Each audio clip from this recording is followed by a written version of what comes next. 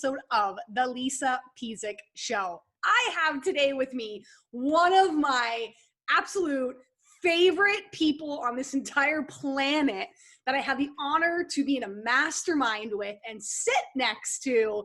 And she is all beautiful, amazing things. Mom, wife, fitness, badass. We were just talking before we got on. She was showing me a mug that had Wonder Woman on it. And this woman that I have for you today is like the epitome of Wonder Woman. Her name is Patricia Friberg. Patricia, hello, welcome. Well, right back at you for all of that. You truly are Wonder Woman, and I feel so lucky that we got to share markers together at the mastermind.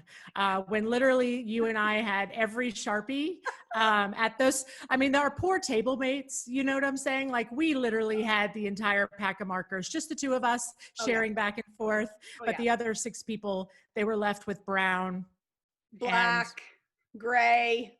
Yeah. we were drawing our future self, and our future vision was the exercise. And me and Patricia were just kind of like, you know, nudging each other and laughing and giggling and, ooh, I want red. Ooh, I want blue. And as she said, as we looked up, we had kind of hoarded all of the colors of the world. And that's just the world that day. But every time I open up my declaration and I look at it, I have that special place in my heart for you. And that chuckle, that I think that's the epitome of who you are. You are strong, you are powerful, you get stuff done, you know how to take charge, you know how to lead, but you also know how to play. You also know how to have fun. You also know how to have joy. And I think that's why that story is so near and dear to my heart. So listeners, let me tell you all about her. So Patricia Friberg is an accomplished health, fitness, counseling, and coaching expert. She's got 20 years experience as a result-focused leader who assesses needs, develops innovative programs, and inspires and prepares clients to safely and productively reach their goals. In the past, she was a fitness manager, a fitness instructor, an educator, and she has this amazing ability to challenge clients in a warm and encouraging manner. Now, she's a mover and shaker. Let me tell you, she has like a bajillion DVDs on Amazon that are absolutely amazing. Belly Beautiful Workout, Power for Pink Workout. She received awards from these. She's done DVDs to benefit breast cancer research. So not only in her own business, but to give and to serve. She was the head of health and fitness clubs across the US, including Equinox Fitness in New York and Southern California and Chicago and all over the dang world. And Patricia, you're just in like Pilates and yoga and bar and maternity. And like, there's nothing in the fitness world that this woman cannot do. Now, she's also a coach, and she's got her coaching certification and training from the College for Executive Counseling, and is completing public speaker training and improv from Second City Training in Hollywood in 2021, which when you told me that, I was like, listen, Patricia is one of those people that doesn't try to be funny. She's just so dang funny when she talks. It's such a good move for you. And you founded this new business venture that I want to get into and that I want to talk about, because it was a pivot with COVID. It was birthed from service. And I think that it really shows who you are and what you're all about. So what happened for you in COVID time, having all these coaching and training and fitness and just this, you know, DVDs on Amazon, and you can go anywhere and do anything? Where did you go in COVID time? Tell us about that.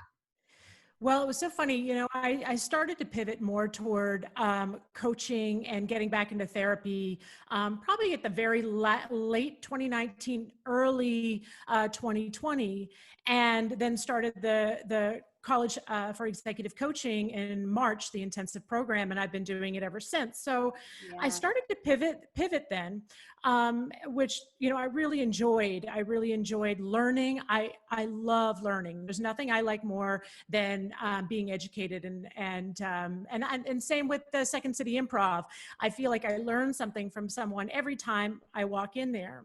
Yeah. Now, when COVID hit, it was so interesting, Lisa, because you and I were together the Tuesday before the weekend before we locked down on that Tuesday. Yeah. And I understand you had to fly out early, if I remember correctly. I did. We were afraid we weren't going to be let back in. So yeah, Yes. we came back to California, or to Canada early from California. Yeah. Right. And it was scary. And one of our classmates, our mastermind, he never made it back. Like they closed the borders, and, you know, he had 4 children and was unable to get home to his wife. Can you imagine that poor wife? I don't know all boys too. 4 boys. That's right.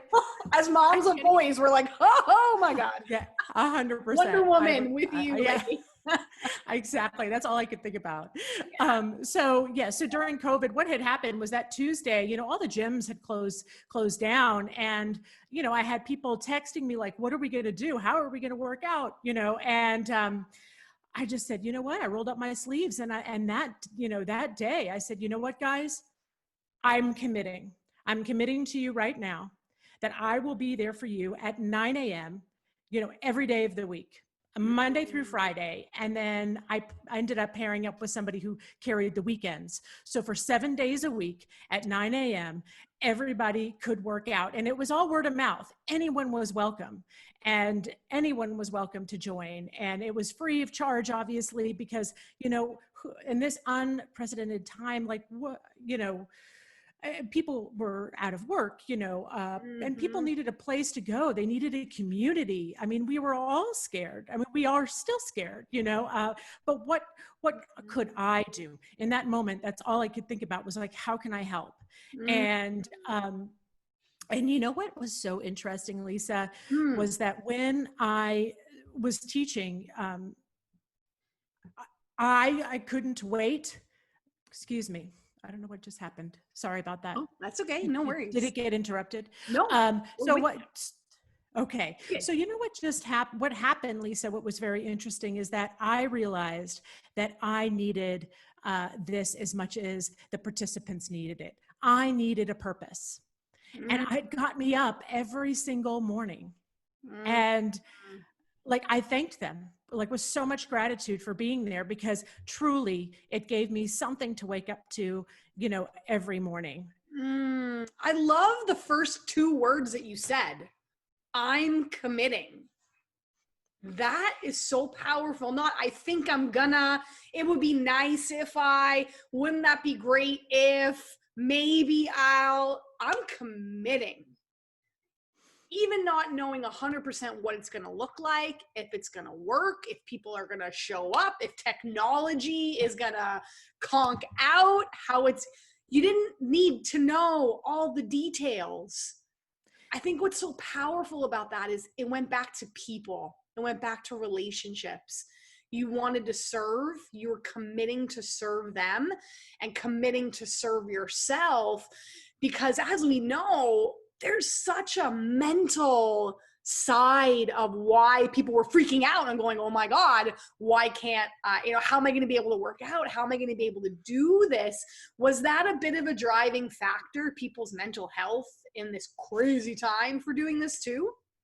It was actually mental health driven, you know. Yes. You know, of course, we all know that exercise and fitness is wonderful for the immune system. Yes, if you really take time also, though, to recover. So, you know, we also don't want to overdo it. So I definitely made the participants aware that, you know, it's great that you're taking this class, but if your energy feels low that day, just make sure that you take it down a notch, you know, and listen to your body, because we don't want to overtrain. So there really is a fine balance.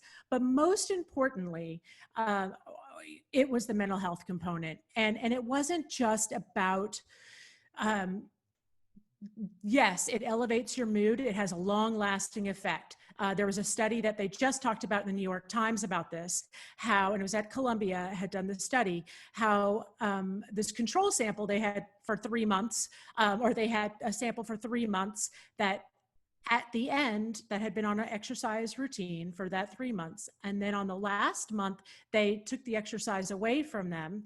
And what they noticed was that those benefits that they had received actually continued after the fact. So what that means is that really it's just getting exercise in as much as you can. And those benefits were, decrease in hostility, decrease in anxiety, decrease in depression. So, getting in just some movement makes a difference. And so I would say that was the driving factor, not only because of how it does change your brain, but more importantly, also the community and some people are alone. They were alone in their homes. And so just having them come to class, all of us in our little squares, our Brady Bunch squares, being together, what really meant a lot. People looked forward to it and it kept them going. That's so huge. It's like you were their constant. You were their constant in a time when it felt like the rug was just being pulled out. We were like you said, we were together, and then next thing you know, it's like things change so fast. And I feel like through March and April and May, that continued, that decision fatigue and that unsureness. And I like that you said the word hostility, because I think that's a strong word, but I think that's a very true emotion that people were feeling about the state of the world, or even just being a family of 4 or 2 or 7 or 6 all cooped up, side by side. If you're not used to that, I know in our house, we've got Oliver in sports and, we're coming and going in a million things. I'm sure you were the same. And then all of a sudden it was like, whoa, you're all together 24/7. Hostility is the right word. Absolutely. And, and it was really a learning curve that we just had to sit down and with the kids and tell them. And mine are a little older than Oliver. They're 10 and 15. And we sat down with the boys and said, listen, this is something that we have never experienced in our lives. My husband is a physician, so certainly he could speak to the what is going on from a science standpoint. That being said, like how to manage this, we had to tell them that we are treading into waters that we have never been in, and we're going to have to be a team because our moods, and I said, we're going to have our ups and downs. I did have a couple meltdowns, a couple rock bottom moments, as I called them. And you never knew what was going to set you off, So true. Oh my God.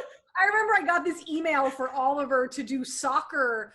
They wanted him to do soccer drills, and they wanted him to wear his uniform. Like, it wasn't just do the drill. I mean, they were very well-intentioned, but it wasn't just do the drill. It was like, wear your uniform and do this thing. And I was like, oh my God, like, why can't we just make it simple? Why does everything have to be crazy? And I lost my mind over like a 3-line email about soccer. Yeah, I know. And sometimes for me, I was cleaning cabinets. I was bleaching everything because I just felt like I needed to clean everything and COVID when it first started. And it was like the one thing I could control was, how sanitary was my house. Yeah, right. When I was reaching up to grab something or to dust off something high, there was a big bottle of whiskey and it like completely dumped down. So, and shattered everywhere. It was like whiskey and bleach. Can you even imagine the contact high that I had from that? Oh my God. I didn't. You're feeling no pain. Yeah, exactly. I'm like, do I love this? Do I hate this? How am I feeling right now? All I knew is I was cleaning up shards of glass for hours. And, so that was my rock bottom moment. It was pretty significant that day. And I think everybody listening, we can laugh about that now, right? Yes. I guarantee we've all had a moment And that's being human, you know, and that's why you need connections. That's why you need girlfriends. That's why you need to be a part of communities online, so that you don't feel like you're navigating this crazy, sometimes unknown, scary world by yourself. You don't have to. Yes. That's always what I've loved about fitness too, you know, teaching group fitness classes. And it's always the people and the community and the energy, even speaking. So you and I are in Bo Easton's mastermind together, and it's for speakers. And that is, speaking is all about that co-creation with an audience. We love that. We love that. Now we do. Now I want to ask you about, you have all these DVDs, you know, you're like just this crazy accomplished fitness, amazing woman. Like, I can't believe the incredible stuff you've done, and you've been on TV and the radio and, you know, all these things. Was fitness always, were you born into like this athletic body and this, you know, perfect, were you the, you know, sometimes people say, oh, a trainer has to look a certain way and be a certain way, and you either got it or you don't. And the fitness industry can be amazing and it can be not so amazing. Tell me a little bit about your journey through this industry and the DVDs, and just tell me about your journey through this. Yeah. Perfect. Yes. I can speak to all of that. Well said. So when I was 9 years old, if I wasn't hanging upside down, I was perfecting my cartwheel because I loved gymnastics. It was the best day of my life when my mom came to me and brought me the most beautiful, hot, pink fuchsia leotard you have ever seen. And then she told me that she had signed me up for gymnastics classes. I didn't know what to do with myself. I was so excited. And it was time for my very first competition. And I walked in, and this is about a year in, and I walked in and I looked around the room, and there were wall-to-wall people in that gymnasium, wall-to-wall. And I walked up to the corner of the mat for my element, the floor element, and I looked over at the judges, and I put my hands up and nodded my head, and I looked around again, and I realized, oh my gosh, all of these people are here to see my cartwheels. Like, I didn't know what a thrill I would get. So I just got extra spring in my step, and I ran as fast as I could, and I dove into that mat.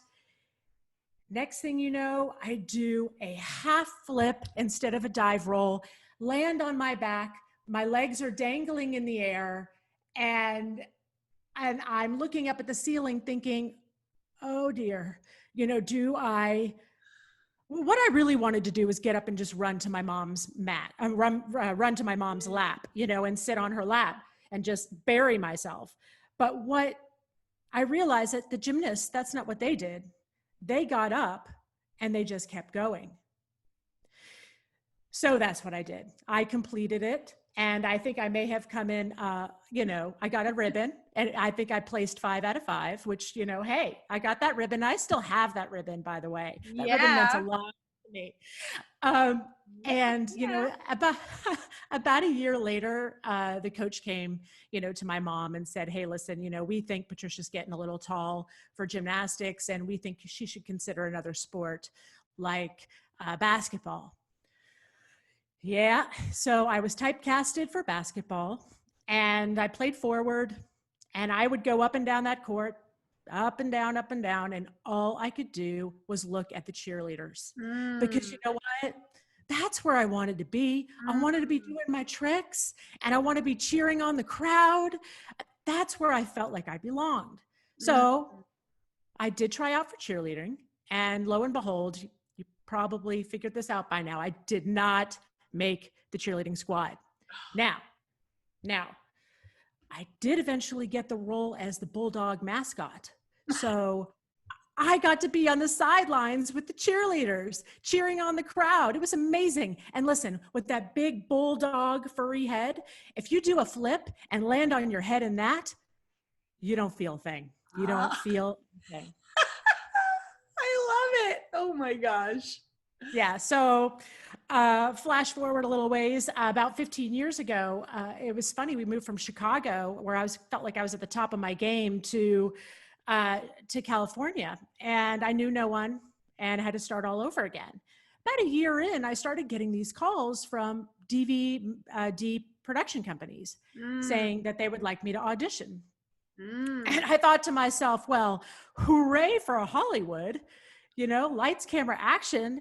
I was so excited. Headshots, glammed up. I was from the Midwest and from down South and, East Coast. I didn't know this whole world of spray tans and God, all of that goes into it, right? Yeah. So anyway, I got my first call back and it sounded a little bit like this. Oh, hey, Patricia, it's Adrian.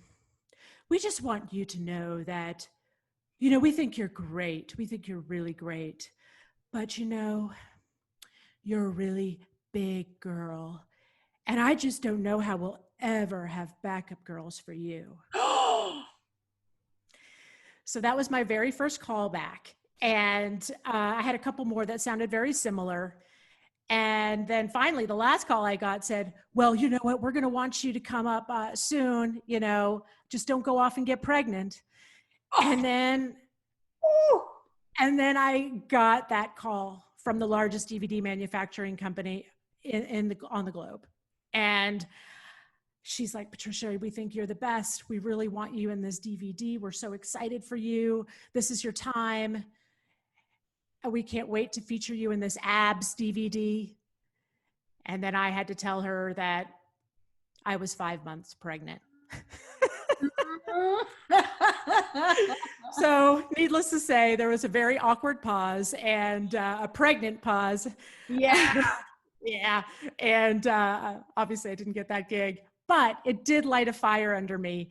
And I went off to just produce my own DVDs and create my own DVDs. And I created the 5 that you had mentioned, Belly Beautiful Workout, which was really about wanting women to feel beautiful no matter their shape and size during pregnancy. That was what drove me. That was my why behind Belly Beautiful Workout. And especially in light of how I experienced and what I experienced being a 5'11", very athletic girl in the fitness industry. So more recently, about a year ago, I was up for the promotion for work to be an educator and to be in charge of the bar program for the West Coast. And I was in the running. There were other candidates, I was quite sure. One thing that they gave me some notes on was, we'd really like it if you would work a little bit more on your ballet technique and bring a little bit more balletic movement to your practice, and then videotape myself and send it to them. Oh. So, I was like, all right, you know what? I got this. I called the best balancing ballet instructor in our area. She's like a badass, hard ass. You know what I'm saying? Yeah.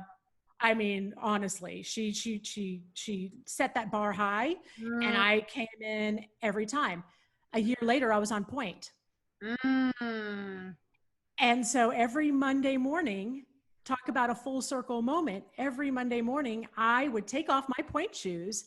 I would put my spandex over my pink leotard, and I would run to the gym and teach class. And when I walked in one day, I realized I was living my purpose. And that was, I looked around the room and I realized that my job as a fitness instructor was to make every single person in that room feel comfortable, no matter their shape, no matter their size, their fitness level, their injuries, their gender, their race, nothing, mattered more than for me in that moment, with the time that I have with them, to make them feel comfortable and to make them feel like they've mastered something and feel good about themselves. And that clarity in that moment, I'll never forget it. It was like one of those moments where you walk in, you're like, aha, There's so much beauty and grace and power in that story. So many people don't join communities. They won't step foot in a gym. They'll have the video off on a Zoom call because they're so afraid to be seen. and they're so afraid to be judged. Yes. And there's a point and a reason why you had to go through all those things in your experience, to because you felt that. You felt someone telling you, you can do this, but you can't do this. You have the body type for that, but you can't do that. Oh, that's so nice that you want that, but that's not available to you. And you're like, F you, whatever I want, like whatever is available to me is available to me, and I'm going to make it happen. And I just think you share that with so much vulnerability and honesty and not victimy. You know, it's almost like a thank you and a gratitude to everyone and every person that put that roadblock in front of you to go, watch me, I'm going to bust right through this. And I'm going to give other people permission to bust right through it and show up fully as they are. As they are. You are, like you said, you are a 5'11" woman that is graceful and gorgeous, but also, like, if someone was going to harm your family, I have no doubt that you would, like Mama Bear, run them over. If you like, you can go from graceful ballet to like linebacker in a heartbeat if you had to, right? Yes. And you know what's interesting? I just had this memory kick up as you were talking, was that when I was filming my postnatal DVD, I was one of those women that when nursing, I couldn't drop a pound. So as long as I was nursing, I stayed at my left the hospital weight, you know? Yeah, I do know. Yes. And everybody else leaves in their skinny jeans, and I'm like, okay, well, not much changed here. Just lost my, had my 9 pounds, 6 ounce baby. And with Jeffrey had a health condition. And so it was very important that I nurse him as long as I possibly could to keep his immune system up. So when it came time to film my postnatal, I was going in not feeling, I had this own expectation, or this societal expectation that I was supposed to look a certain way to film this postnatal DVD. And I didn't look the way that I thought I was supposed to look. And then I had to check myself. I had to say, wait, why are you going against the message that you sent in your prenatal DVD? Why can't, I had to really evaluate myself and said, no, I need to show people that this is what postnatal looks like, folks. This is me, on my journey trying to lose the baby weight. And I'm going to choose nursing my son over looking, like I walked off Fitness Magazine, And I think this time has really made us evaluate what matters, what truly matters to us, what is the priority, what is, our minds are so powerful when we can go, you know what, this is what's important to me and I'm okay with that, because it matters. All that matters is how you feel about yourself and the words that you say to yourself, Absolutely. And I love that. And I love that you did it yourself. Like, you were like, I'm going to make my own DVDs and this is what I want to do. And you didn't wait to get chosen. You didn't wait for that person to say, okay, Patricia, you look the part. You look perfect. Your hair's done this way. Your hips look this way. Your stomach is this way. You're available at this time. All these conditions.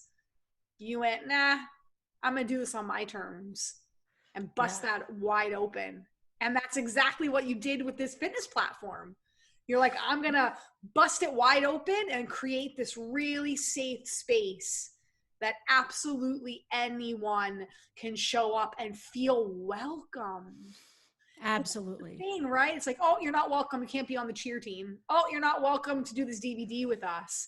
That's a hard feeling when you feel like you don't belong, or you feel like you can't get in somewhere that you really want to be. Yeah. Right. And that's why it's always been so important for me to live a life of inclusion. And it's funny that you say that, like, speaking back to the platform, we started ASO.live, and ASO.live was, it was funny. It came out of service, right? Like we had talked about. So somebody who I'd known for 15 years, their son was coming from NorCal. He's an AI specialist, tech world genius. And he said, hey, mom, do you talk to his mom who takes my classes, like Patricia's perfect, join up with her, start this platform. So he reached out, we had a meeting of the minds. It was a beautiful thing. And, we're trying to make very affordable ways for people to have fitness and wellness. So there's wellness coaching on there as well. I lead a group called Building Resilience Through the Corona Blues. Which I think is really important in this time. Like how can we be resilient? We all have our ups and downs, but the coming together and the support group really can make a difference. And so it really is more of a wellness platform.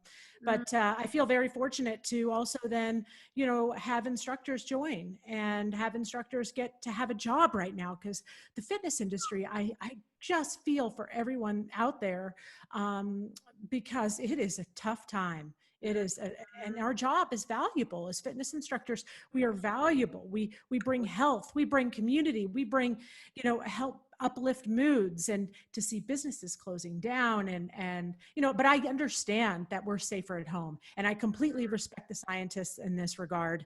I'm married to one, so I definitely, understand that we really are safer in place. So how can we pivot? What can we do? How can we continue to employ instructors and have members being taken care of? Now, was there anything that you had to let go of to be able to take on building this platform and showing up to be able to serve for these people, even when you started on Zoom? Were you able to navigate and balance and manage it all? Or was there anything that you were like, this has to go so that I can be here and focus on this? Well, I'm not teaching, anywhere else. I am focusing in on my business. So I'm kind of giving up, not at this point, pivoting away from any live teaching, so I'm really focused in, dialed in on coaching this platform, and of course the podcast, and they all go together. So I've found ways to link these all together in a way that feels like one job, because that way I'm not feeling like I have too many pots boiling and I can't get to all, all of them, which happens, it's exciting times. But what I will say I'm giving up on is, honestly, I have not had the luxury of slowing down. And I do need to be aware of, I know how I preach self-care. And so, yes, I need to, I will say improv is an outlet for me. So I feel like those 3.5 hours that I spend on Tuesday, for improv, that to me is a creative outlet. So it does feel self-care. Yeah. I think it's so important to not, if something has to go, it's not the self-care things that go.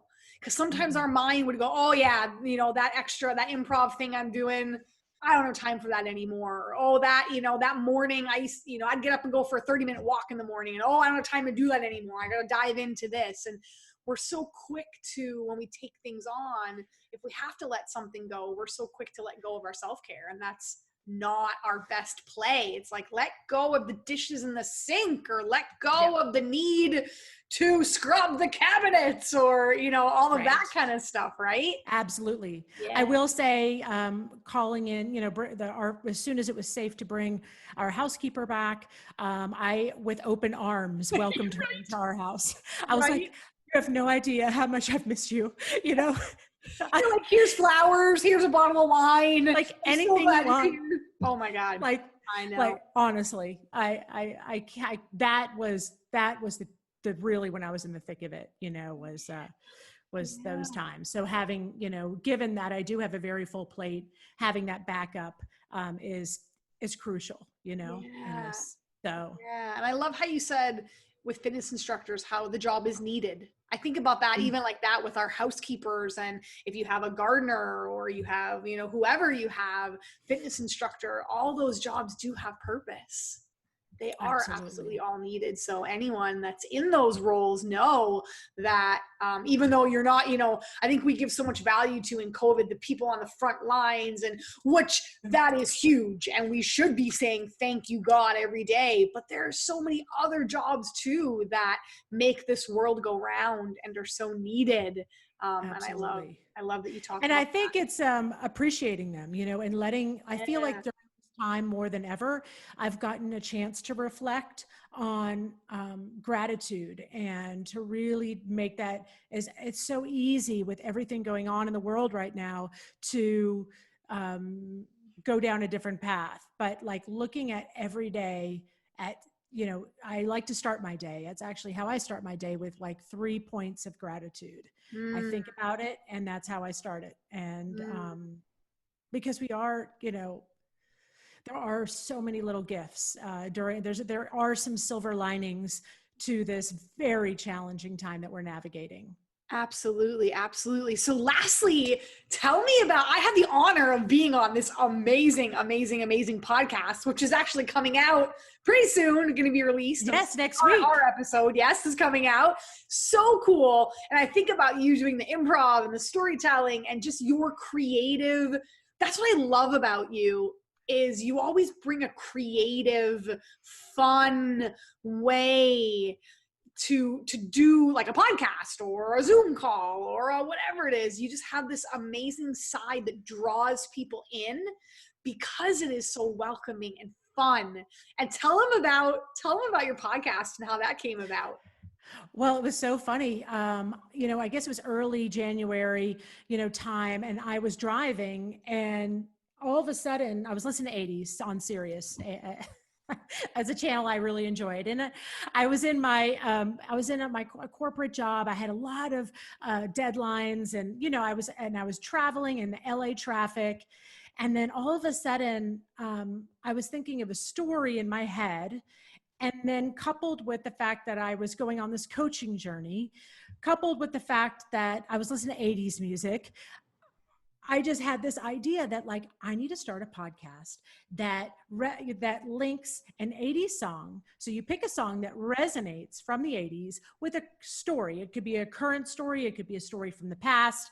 And then we talk about that song, the impact that song had. But most importantly, what we talk about are the strengths that people gained in their story. So, you know, I see myself as a strengths-based coach. And so the power of story is so impactful, because when you listen to story, you know, that's why it's an ancient, you know, that's why it's been around forever. Yeah. Is that when we hear story, we actually put ourselves into their shoes. And so by learning and walking for that 10 minutes, or whenever someone tells a story, for that 10 minutes, you know, you are living in their shoes, and you can gain some of the strengths that they gained just by listening to their story and imagining what it might be like for them, and imagining what it may feel like to feel empowered, or to have that strength, you know, like Diane Halfman's story about, you know, her being an undercover cop, you know, as a prostitute on the streets. And, you know, like just the bravery when I heard her story, and your story, Lisa, which is amazing, and the bravery that came and the courage that comes from that. I just feel that we can learn so much from other people, and every single person has a story. And who doesn't love the 80s? I mean, come on, like whether you're a Gen Xer or whether you're in your 20s, everybody, my kids love the 80s, although they're kind of forced to, but they don't have a choice. That and yacht rock. Yacht rock has been our serious music in the house. But more and more, but what makes me laugh is that, you know, how do extroverts manage this time during a pandemic? Well, they start a podcast where they interview people so that they have to talk to somebody all the time. Right. And They lock themselves in a closet, which is where I was first podcasting, was in a closet. So there you have it. That's why, Yeah. that's how we pivot. The That's how last extroverts pivot. time I saw you, when we filmed the podcast, you were in your closet. And listeners, that's the first thing I said to her today. I said, I can see you're not in your closet anymore. You got a nice light, and because you moved, right? You moved. We moved. Yeah. Well, my husband's working from home. I'm working from home. The kids are learning remotely. We seized the moment. We sold our house. We bought a new house up the street with a little more space. And, so it's kind of like our little oasis now of, we all have enough space. So it's great. I love it. I love it. The theme that keeps coming up for me in this podcast is not only resilience, but have the courage to do it your way, and have the courage to do it from your fitness journey to the DVDs to, the podcast, to the Zoom platform, to ASO.live, to everything that you built. You did not let the barriers stop you. You did not let the naysayers stop you, the opinions of others stop you. You didn't let the very real obstacles and barriers. You started a podcast in the closet. Right? Right. If you can do it and I can do it, listeners, you can do it too. So whatever it is that you want, it's possible. You can do it, and you don't have to do it alone. By you, what I love about the story, the platform, is by you leading with service and community, someone found you and said, hey, I can help you elevate this to the next level, or I can help you take this bigger. Yeah. So whatever it is that you want to do, you lead with service, you take that first step, and the right people will come to you and help you figure it out and help you take it bigger. Absolutely. Yeah. That's why I'm so excited to connect with you, Lisa, with, all of the work that you do to help build brands and to help build content in your business. And that's exactly what you do is you help people see what they have to offer, and you build upon that, which is, and create content. And it's pretty amazing. Something I saw today in Succeed on LinkedIn, Succeed magazine, resonated with me today, was keep moving, keep playing, keep dreaming. And I think that is where we need to be right now. We got to keep moving. We got to keep our mood elevated, keep our immune system up. We got to play. We got to have some fun during this time, and whatever that looks like to you. And definitely we can't stop dreaming. This is where the magic is. We've got to dream, and dream big. That is like mic drop quote. Oh, I love that. Patricia, how can they get in contact with you if they want to know about your platform or your coaching or all of the amazing things that you're doing? What's the best way to get in contact with you? Yeah, I would say my website is www.patriciafriberg.com. Facebook is Patricia Friberg Health and Fitness. Instagram, Patricia Friberg. You see a theme happening? I'm the same. I'm Lisa Pezik everything. I'm the same. Makes it easy. Patricia Friberg. And then I think on Twitter, I think, obviously I need to tweet a little more, at Patricia_fit, I believe is that. And then, I just am so grateful to be part of this, podcast, Lisa. I mean, I think you're amazing at what you do. And you are a Wonder Woman, managing the household, and you're a team with your husband. And I love to see a husband-wife team as strong as you guys are. So thank you so much for having me today. I feel really grateful. Oh, I'm so thankful you were able to take time out to come on in the craziness of life. And as I said earlier, you are just absolutely one of my most favorite people on this planet. Every time I'm around you, my spirits are elevated. I feel like Wonder Woman, and I can take on the world. And thank you for beautifully paving the way for others to know that they are enough, they are worthy, they can come as they are, they can show up and fully be themselves. and they will be accepted and loved, and they can keep dreaming. So thank you. Thank you, listeners. I will put Patricia's information all in the show notes and the podcast. I learned it from an 80s song. Yes. Yes. Learned it from an 80s song, and yours will be on 9. So it's September the 21st. Your episode drops, Lisa. So you do not want to miss that one. I love that. So listeners, I will share that as well, so you can keep tuning in. Thank you so, so much for being here. Know that you are enough. Know that your voice is needed. Know that we got your back.